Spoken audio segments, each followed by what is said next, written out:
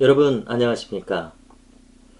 오늘은 이 마태복음 27장 27절에서 44절까지의 내용을 나누겠습니다. 빌라도의 재판 이후에 십자가에서 못 박히시기까지 내용입니다. 여러분, 빌라도는 결국 자신의 재판정에서 불의한 판결을 내리고 맙니다. 무죄라는 결론을 얻었음에도 불구하고 군중들의 요구에 굴복해서 십자가형을 내립니다. 이것은 참으로 무책임한 판결이었습니다. 그의 판단은 무죄이면서 판결은 유죄로 내리는 자기 모순에 빠져버립니다. 먼저 빌라도는 주님을 내줘서 채찍질을 하게 합니다. 그것의 목적은 십자가에 달리시기 전에 빈사 상태에 이르게 하는 겁니다. 주님은 옷이 벗겨지고 손을 앞으로 하고 기둥에 묶였으며 등을 굽혔습니다. 채찍은 가죽끈에 날카로운 뼈 조각과 금속 조각이 붙어 있었습니다. 플라그룸이라고 하는 이 채찍으로 맞으면 벗겨진 몸에 생살이 줄줄이 찢기고 살점이 튀며 피로 범벅이 됩니다. 이미 채찍질로 보통 사람이라면 죽을 만큼 큰 타격을 입을 수밖에 없습니다. 이 십자가형의 집행은 총독의 군병들이 맡았습니다.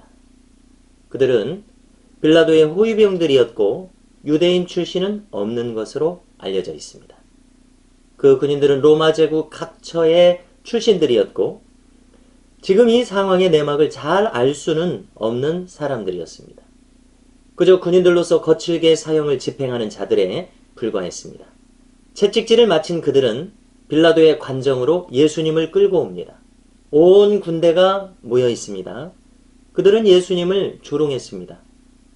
마치 군대를 사열하는 황제처럼 꾸몄습니다. 유대인의 왕이라면서 주님의 옷을 벗기고 왕을 의미하는 홍포를 입혔습니다. 가시관을 엮어서 씌웠습니다. 갈대를 오른손에 들였습니다. 통치자의 지팡이 흉내를 낸 겁니다. 주님을 조롱하기 위해서 왕의 구색을 갖췄습니다. 그들은 무릎을 꿇고 유대인의 왕이여 평안할지어다 조롱했습니다. 이어서 주님께 침을 뱉고 갈대로 주님의 머리를 치며 희롱합니다. 희롱을 마친 그들은 다시 주님의 옷을 입히고 십자가에 못 박기 위해 끌고 갑니다. 군인들은 예수님에 대해서 무지한 사람들이었습니다. 주석가인 바클레이는 주님의 순환 중에서 오히려 이 시간들이 가장 견디기 쉬웠을 것이라고 말합니다. 일리가 있습니다. 그들은 그저 군인들로서 거칠게 행동했을 뿐이지 주님을 향해서 진심으로 악의를 품은 것은 아니었을 겁니다. 오히려 주님께서 아프셨을 순간은 언제였겠습니까? 유다가 배신했을 때 위선적인 대제사장의 무리들 그리고 공회원들인 바리새인들의 저기가 괴로우셨을 것입니다. 빌라도가 이렇게 무책임하고 불의한 판결을 내렸을 때 주님은 괴로우셨을 것입니다. 인간의 타락한 본성, 거기에는 기대할 것이 없다는 것을 확인할 때 주님의 마음은 아프셨을 것입니다. 십자가 위에서 주님은 군병들에 대해서 말씀하셨습니다. 아버지, 저들을 사하여 주옵소서. 자기들이 하는 것을 알지 못함이니이다.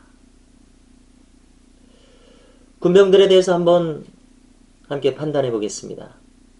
그들에 대해서 참 뼈아픈 점은 무엇입니까? 그들은 주님을 전혀 몰랐다는 사실입니다. 그래서 그 결과는 무엇입니까? 주님을 함부로 대합니다. 이것이 바로 세상 사람들이 주님을 대접하는 방식입니다. 진리에 대한 그들의 무지로 인해서 마땅히 주님께 돌려야 할 영광을 돌리지 않고 조롱하며 수치를 가합니다. 그들은 교만해서 주님을 업수히 여깁니다. 이것이 세상 사람들이 주님을 대하는 방식입니다. 이제 주님께서는 십자가를 지시고 골고다 언덕으로 향하십니다. 성전의 바로 위 북쪽의 안토니 요새에서 당시 성박 서쪽 골고다까지는 약 600m의 거리라고 알려져 있습니다. 십자가를 지고 나가신 주님은 쓰러지십니다. 이때 구레네 사람 시몬에게 억지로 십자가를 지게 합니다. 마가복음을 보면 그는 알렉산더와 루포의 아버지라고 소개됩니다. 알렉산더와 루포가 초대교회에서 중요한 인물이었음을 알 수 있는 대목입니다. 또 로마서 말미에서는 루포의 어머니에게 문안하라고 바울이 말합니다. 그분은 곧 내 어머니라고 말합니다. 구레네 사람 시몬의 아내도 이 초대교회에서 많은 섬김과 사랑을 보였을 것을 짐작해 합니다. 구레네 시몬은 하필 그 자리에 있다가 우연히 억지 십자가를 진 것처럼 보입니다만 그 특별하고도 유일한 사건을 통해서 그의 자식들이 초대교회의 중요한 인물이 된 것을 알 수 있습니다. 그의 아내도 귀한 신앙인이 됩니다. 필시 이 구레네 시몬도 신앙을 가졌을 것입니다. 여러분, 우리에게 우연한 사건이란 우연처럼 보일 뿐이지 배후에 하나님의 역사가 계시다는 것을 명심해야 하겠습니다. 이제 주님은 골고다, 즉 해골이라는 곳에 이르렀습니다. 쓸개탄 포도주를 마시게 합니다. 그러나 주님은 맛만 보시고 그것을 마시지 않으셨습니다. 학자들은 주님께서 마취제를 거부하시고 온전히 십자가의 고통을 겪고자 하신 것이라고 풀이합니다.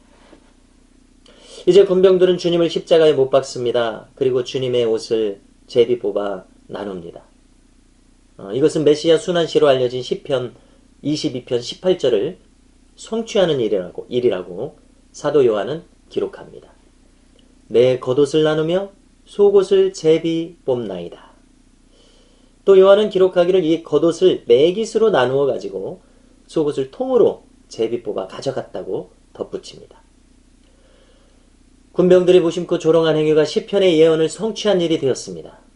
이것을 기록한 것은 의심하는 자들이 믿게 하려는 의도라고 생각합니다. 여러분, 누군가 나를 찾아오려면 이 무슨 동 몇 번지 이 두 가지 정도의 정보만 알면 됩니다. 그런데 이처럼 메시아에 관한 수많은 구약의 예언들이 아주 조밀하게 성취된 것을 우리가 여러 번 확인하게 됩니다.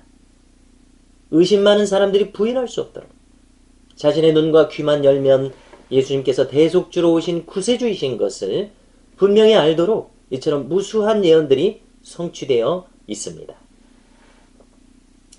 십자가 위에는 죄패를 써붙였습니다. 그 내용은 유대인의 왕 예수라입니다. 그들이 그렇게 기록한 목적은 조롱하려는 의미였습니다. 그렇지만 실제로 그 내용대로 주님은 유대인의 왕이시고 또 만왕의 왕이십니다. 요한복음은 이것을 히브리어, 헬라어, 라틴어로 기록했다고 전합니다. 흔히 이 로마자로 INRI라고 하는 이 이니셜을 보셨을 것입니다. 이것을 두 문자어 에크로님이라고 하는데요. 각각 예수스, 나사레누스, 렉스, 유다이오rum의 첫 글자입니다. 이것은 나사렛 예수, 유대인의 왕이라는 뜻입니다. 주님의 좌우편에는 강도들이 함께 십자가에 못 박혔습니다. 이 극형인 십자가형에 처해진 것으로 봐서 단순한 강도라기보다는 유대의 독립을 위한 무력 항쟁을 하다가 잡힌 정치범이었을 것이라고 생각합니다. 주님은 죄가 없으셨습니다. 강도들처럼 무력 항쟁을 하는 정치범도 아니셨습니다. 그런데 극형으로 돌아가시게 된 것은 바로 신비로운 성령님의 역사라고 판단됩니다. 여러분, 사실 주님의 사역은 처음부터 그랬습니다. 성육신 사건도, 시험 받으신 일도, 공생의 사역도, 십자가를 지시는 일도, 부활 사건도 모든 것이 성령님의 역사에 의한 기적이었습니다. 여러분, 우리는 흔히 무엇인가 잘 되는 것만이 기적이라고 생각하기 쉽습니다. 하지만 때로는 역경도 주님의 섭리 속에서 주어지는 기적일 수 있습니다. 일상적인 생활도 기적일 수 있다는 것을 우리는 인식할 필요가 있습니다. 여러분, 오늘도 감사하지 않습니까? 주님의 뜻을 구하며 오늘을 살 수 있음에 감사할 수 있기를 바랍니다. 여러분, 이제 39절에 보면은 지나가는 자들이 나옵니다. 이 세상에는 예수님의 제자들, 대적자들, 방관자들, 구경꾼들 딱 이렇게 세 종류밖에 없습니다. 여러분, 방관자들은 현상만 보고 판단합니다. 주님의 그 초라한 십자가를 보고 그들은 주님이 패배했다고 생각합니다. 그렇지만 진실은 무엇입니까? 주님은 소명을 이루고 계셨습니다. 사람들이 어찌 그 십자가의 깊은 의미를 알겠습니까? 그들은 머리를 흔들며 주님을 조롱했습니다. 히브리인들은 이 머리를 흔들므로써 조롱을 표한다고 합니다. 이것은 시편 22편 7절 이하의 성취입니다. 나를 보는 자는 다 나를 비웃으며 입술을 비축거리고 머리를 흔들며 말하되 그가 여호와께 의탁하니 구원하실 걸, 그를 기뻐하시니 건지실 걸 하나이다. 여러분, 그들은 40절에서 말하는데요. 성전을 헐고 사흘에 짓는 자여, 내가 만일 하나님의 아들이여든 자기를 구원하고 십자가에서 내려오라. 여러분, 이런 식으로 조롱하는 사람들은 바리새인과 같은 부류일 것으로 생각됩니다. 여기에 대제사장들, 서기관들, 장로들도 조롱한다고 기록합니다.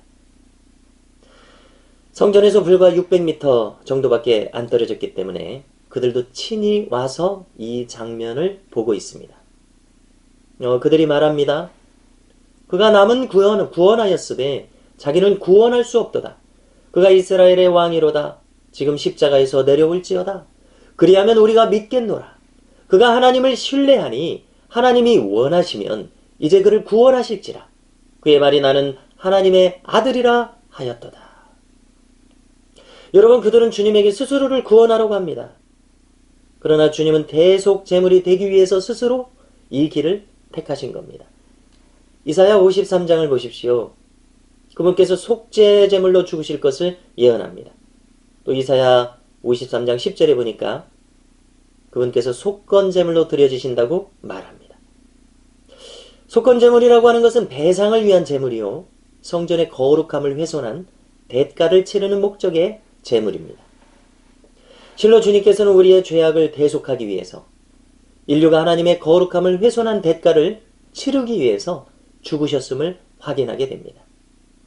그렇지만 저 위선자들, 대제사장과 서기관들, 백성의 장로들, 다시 말해서 사내들인 공회원들은 마땅히 메시아에 대한 이 예언을 잘 알고 있어야 할 사람들임에도 불구하고 그들의 위선과 거짓된 영성에 가로막혀서 하나님의 계시를 올바르게 보고 듣지 못하고 있습니다. 여러분, 우리도 마찬가지라고 생각합니다.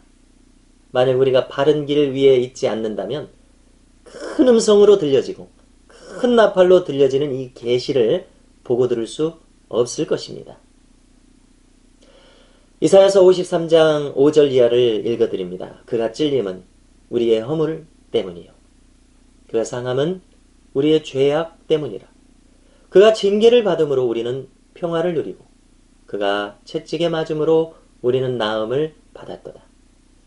우리는 다 양 같아서 그릇 행하여 각기 제 길로 갔거늘 여호와께서는 우리 모두의 죄악을 그에게 담당시키셨도다. 이렇게 말씀하십니다. 그리고 이사야서 53장 10절을 읽어드립니다. 여호와께서는 그에게 상함을 받게 하시기를 원하사 질고를 당하게 하셨은즉 그의 영혼을 속건제물로 드리기에 이르면 그가 씨를 보게 되며 그의 날은 길 것이요 또 그의 손으로 여호와께서 기뻐하시는 뜻을 성취하리로다. 여러분, 이 유대인들은 이사야 53장을 금기시한다는 말을 들은 적이 있습니다. 자기도 접근하지 않고 남도 접근하지 못하게 한다고 합니다. 왜 그럴까요? 이 구절이 역사상 예수님 외에는 그 누구에게도 성취된 것을 찾을 수 없기 때문일 것입니다. 여러분, 이 무엇 때문에 자타가 공인하는 저 똑똑하다는 유대인들이 스스로 눈을 가리는 길을 선택할까요? 그들도 그들의 조상들, 그때 그 대제사장과 서기관들, 바리새인들, 사내들인 공회원들처럼 자기들 속에서 진리를 거부하고 외면하기 때문이 아닐까 생각합니다. 인간의 교만한 본성 때문에 외면한다는 생각이 듭니다. 우리가 이 현대 유대인들에 대해서 그렇게 잘 아는 것은 아닙니다. 그렇지만 해 아래 새 것이 없다고 했듯이 스스로 진리를 맡고 있는 사람들이 오늘날에도 존재한다는 것은 충분히 생각해 볼 수 있는 일입니다. 성도 여러분, 우리들도 전에는 십자가의 진리에 무지한 사람들이었습니다. 나의 죄와 허물을 대속하신 그 크신 사랑을 우리는 잘 알지 못했습니다.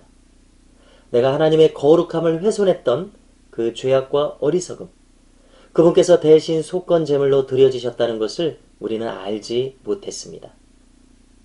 오늘도 이 십자가에 대한 묵상을 통해서 나를 향한 크신 사랑을 헤아릴 수 있기를 바랍니다.